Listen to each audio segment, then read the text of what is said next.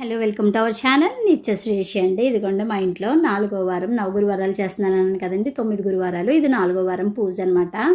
So ఇది పూజకు ముందుగా నేను దేవుణ్ణి ఏ రకంగా అయితే అలంకరించుకున్నాను అనే దానికోసం అని చెప్పి మీకు ఈ వీడియో క్లిప్ అయితే పెడుతున్నాను అనమాట. ముందుగా నేను దేవుని ఈ రకంగా సర్దుకున్నానండి.